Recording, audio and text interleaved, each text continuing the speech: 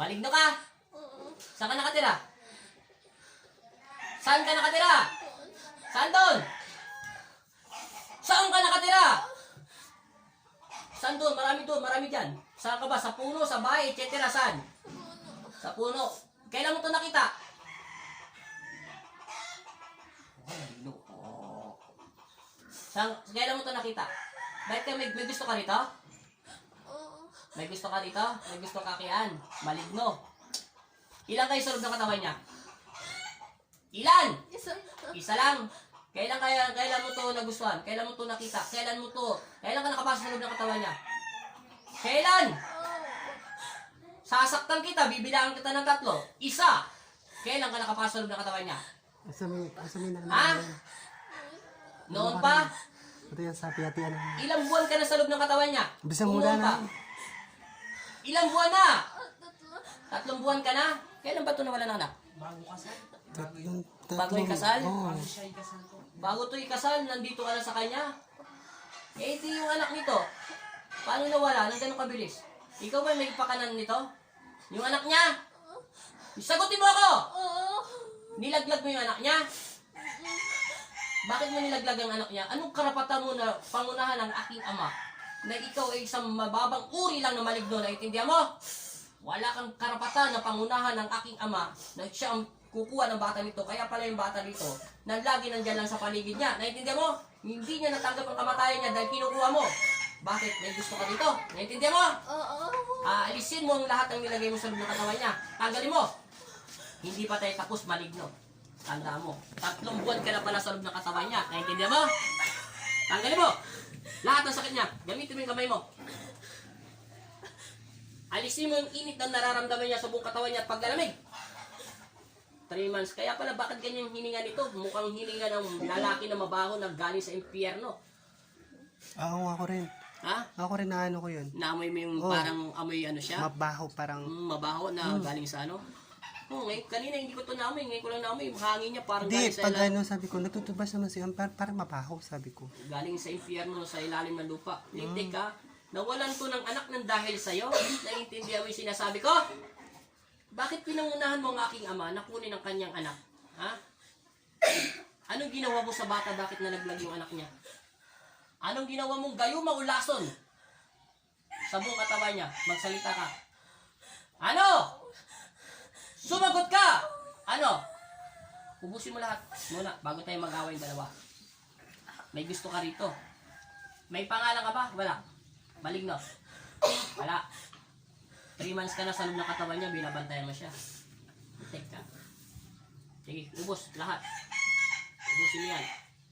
Anong nilagay mong sakit sa kanya? Bakit umiinit daw ang katawan niya at nilalamig? Ano? Ano? Di ba sinabi sa'yo hindi ka makakapagsinungaling? Sinabi mo pa kanina, patay ako. Hindi ko alam. Wala doon sa talaan yung pangalan mo. Sige, tanggalin mo lahat. Linisin mo buong katawan niya. Ilang minutes na yan? 3 minutes na. Bilisan mo! Gagaling ba to? Hindi. Kailan gagaling? Kailan gagaling? Ayaw mong salita kailan gagaling? Kailan? Ngayon. Tingnan mo ha, tatanggalin ko pa yung krus sa'yo ha. Sasakit pa yan. Kailan gagaling? Ngayon. O, diba? O, wala na yung krus, sumasakit pa ha. Bilisan mo! Kakabit ko yan. Kala mo, hindi ka rin makakatakas. Bilisan mo. Dalawang kamay. Hinto mo yung kabilang kamay nga. Dalawang kamay. Tanggalin mo. Lahat. Ikaw. Ayusin mo lang ha. Ayusin mo. Titik-tik kita sa pader. Busin mo. 3 months ka na dyan. May gusto ka. Ano nilagay mong ano dyan? Mahika para magkaroon siya ng sakit na nilalagnat siya para mabaho ang katawan niya. Ano?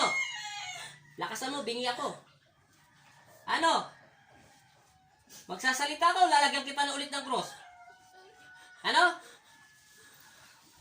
Ano nga nilagay mo?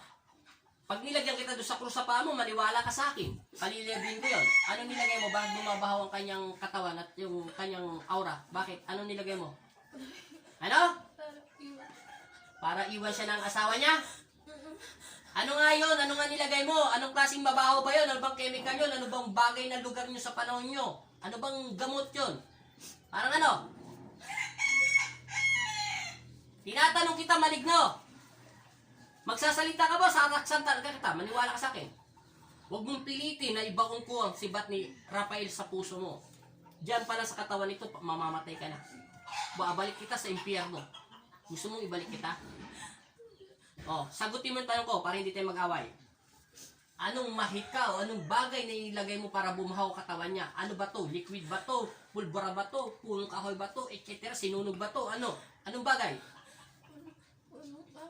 Punong kahoy. Na nilagay mo sa buong katawan niya. Kaya ganyan ang hiningay niya. Tsaka ganyan ang amoy niya. Parang bulok na hindi mo maintindihan. Pinatay mo yung bata na walang kamuwang-muwang. Dahil nagkakagusto ka rito para iwanan yung asawa niya. Tapos ikaw ang makikipagsapin. Bakit? Nakipagtali ka ba rito? Ha? Hindi. Huwag mo gagawin yun. Ano? Takot papatayin kita sa bugbog. Pasalamat ka. Gusto ko ikaw ang makalaban ko eh. Wala na si Spirit, wala na. Hindi na kita tatawan sa Spirit, wala pang Nilaglag na gusto pala ko yung ikaw ang pangalan. makalaban ko para bubugin kita. Ha? Ano na palang bulan kayo? Nalaglag yung anak niya, 3 buwan na siya binabalikan. Hindi na power. O, sige power. Oh, pangalawa, kaya nilalagyan siya ng bulok na kahoy para yung hiningan niya at saka yung amoy niya, iwanan siya ng asawa niya. Kaya kita. Kaya pala naamoy ni Jeremy. Sabi ko, mag-toothbrush ni Tapos pangatlo, yung anak, ayan, ubusin mo. Nilagyan ng sakit. Ubusin mo. Marami yan nilagay mo, di ba? Tingnan pala sa akin. 3 buwan na. 3 buwan na siya. Tingnan pala sa akin. Hindi ka ba nahiya sa aming Panginoon sa ginagawa mo? Wala ka bang takot sa aming Panginoon Kristo?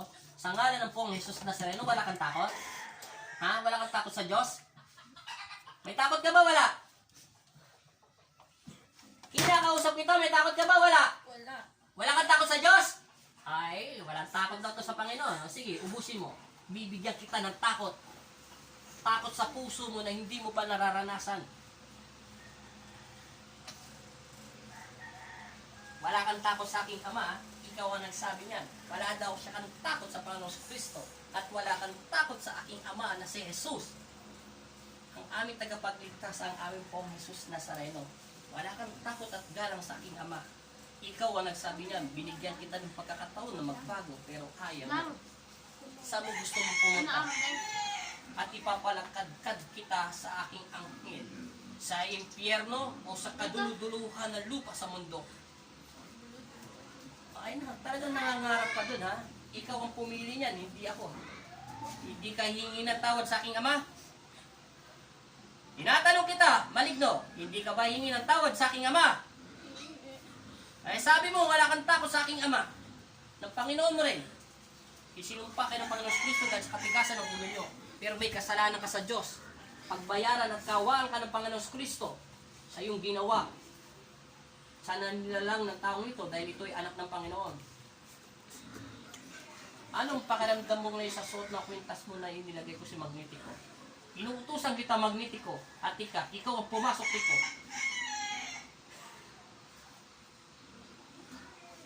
Bilisan mo, ubusin mo lahat. Lahat ang nararamdaman niya. Ilang minutes na yan? 8. Dami na, 3 months na daw ito, binabantayan. Nalaglag daw yung anak niya dahil sa kanya. Anong ginawa mo daw sa bata para malaglag? Anong bagay na ginagawa mo mahika? Kinakausap kita, demonyo. Ha? Anong ginawa mo? Anong ginawa mo? Hindi ka magsasalita. Hindi ka magsasalita. Anong ginawa mo? Ha? Anong ginawa mo? Ayaw mo taga magsalita. Anong ginawa mo doon sa bata para malaglag? Anong ginawa mo? Anong ginawa mo? Hindi ako pinapansin ito. Bastos talaga. Wala ko lang mga. Anong ginawa mo? Ha? Ilang minutes na yan? 9. 9 minutes na. Marami pa ba yan? Wala na? Wala na? Salbahe ka. Akala mo naman makakaalis ka basta-basta sa loob ng katawan niya. Ngayon, sasabihin ko sa iyo, anong ginawa mo sa bata? Kaya pala ganito ang amoy nito. Anong ginawa mo sa bata? Ha? Anong ginawa mo sa bata? Para mawala. Alisin mo lahat ng amoy niya. Naintindihan mo ha? Ha? Naintindihan mo? Ha? Naintindihan mo sinasabi ko? Ikaw lalaki ka, naintindihan mo ha? Naintindihan mo maligno? Anong ginawa mo sa anak niya para malaglag to? Anong nilagay mo? Tinatanong kita ano? Pipili-piti kita sa loob ng katawan niya. Wala kang galang sa aking ama. Ngayon, bibigyan kita ng wala kang takot sa aking ama. Sa pangalan ng Ama, ng Anak at Espiritu Santo, Panginoong Jesus at Amang Nazareno, Kuha kang dalong dyan. ipagkaloob niyo sa akin ang aking kapangyarihan na nagmula sa inyong kamay. At pahiramin mo ako ng sibat upang lusawin ko sa pangalan ni Jesus, sa ngalan ng Ama, ng Anak at Espiritu Santo. Amen. Pinapatay kita sa pangalan ni Jesus. Ikaw, demonyo, sa pangalan ni Jesus, lumayas ka. Tumbay.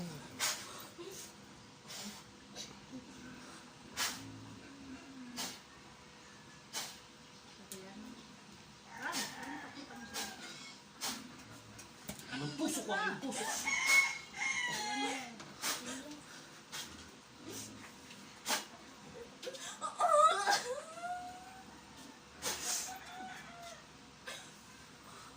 Ano pangalan nito?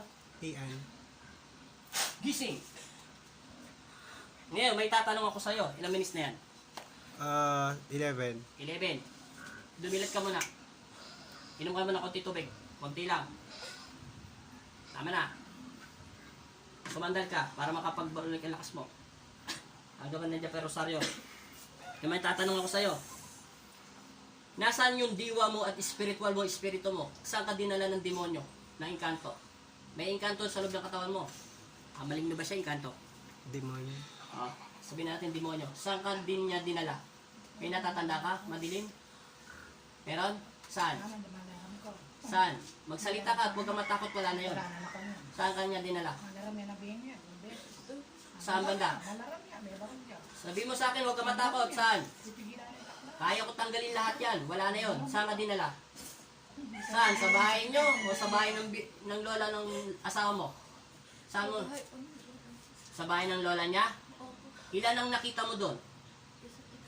Ano siya? Lalaki? Mataas? Mababa? Ano? Gano'n ba siya kalaki? Kasi laki ng tao, kalahati ng tao, ano? Maalala mo pa yan, pagka mga ilang minuto, mamaya-maya, mawawala na sa loriat mo yun. Ano? Maliit lang? Malaki? Anong maliit? Maliit na ganyan o malaki? Malaki pa sa tao? Parang hindi naman masyadong higante. Naglaglag ka sa anak. Nakita mo anong ginagawa niya sa'yo? Palamban, ng bulan. Anong ginagawa niya sa'yo? Tinatanong kita para malaman ko kung saan kanya ka dinala. Tapulin ba? Saan kanya, anong ginagawa niya sa'yo? Nakatitigan siya sa'yo? Yung may Takot yan. na takot ka sa kanya? Ali, pupunta yan pa kayo. Bayan ka. Sige, Akin lumakit. aalisin ko sa yung krus. Tapos sa ano niya palang bulang kita. Ano sabihin niya? Akin naman yung pintas. Yan. Tapos siya palang may glaglag ka ang anak ko. Pupunta hala pala ko yun. Ngayon ha, may nakita kang bata. Kaya pala nang di ba kayo magdala? May nakita kang angel. O patalik. Ilan ang angel nakita mo? Dalawang angel. Yung isa, anong hawak? Aklat. Yung isa, anong hawak niya? Bata pa yun, mas bata pa yun doon sa may nagdala ng aklat. Ano? Mas baby pa siya. Nakakita ka ng batang may aklat na may hawak na sibat. O ano ba yung parang baston lang. Yung isa, baby pa. Babae, lalaki nakita mo? Ano niya palang Lalaki. bulan. Lalaki pala yung anak nito. O, lalaki nakita mo. Yung bata, yung anghel na bata, nakadikit sa batang anghel din. Yun ang anak mo, tapos nakakita ka ng maligno, o demonyo, nakatingin sa'yo, nagpas kasi laki ng tao. Doon sa bahay ng lola ni Arby. Ibig sabihin, ayun yung nanliligaw sa'yo. Binalagyan ka daw niya ng mabaho sa katawan mo para iwanan ka daw ng asawa mo. Pati hininga mo, pati lahat ng amoy mo, pinapangat niya. Ngayon, ipagpag mo lang, ha? Huwag ka nang pipikit. Kabila. Huwag mo man ipitin, saglit lang. Ilan minutes niya? 14. 14. Pagpag lang pa. Teka lang. Antay mo lang. Para speaker sa akin. Uminit. Ito. Uminit. Pantay na. Okay na, pantay na. Okay na. Pikit. Panginoong Jesus. Sabihin mo sa akin. Panginoong Jesus. Amang Nazareno. Ako po si ay nananalig at nananampalataya. Alisin niyo po ang galit sa aking isip at puso. galit sa akin kasi Nawa kayo ang una't maghari sa aking buhay. Haplusin niyo po ako ng inyong mapagpalang kamay upang ako ay gumaling sa inyo mapagpalang kamay. Amen. In Jesus' name, sa pangalan ni Jesus, Amen. Oy, bayad Masamang mo, espiritu, Mapabayad sila kung matalis. lumayas ka Bayad na. sa aking katawan. Hindi ito ang pag-aari mo. Ang aking amang si Jesus, at sa ngalan ng buong Jesus Nazareno,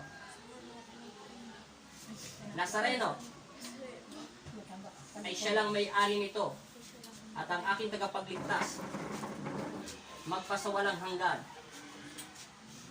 magpasawalang hanggan. Amen.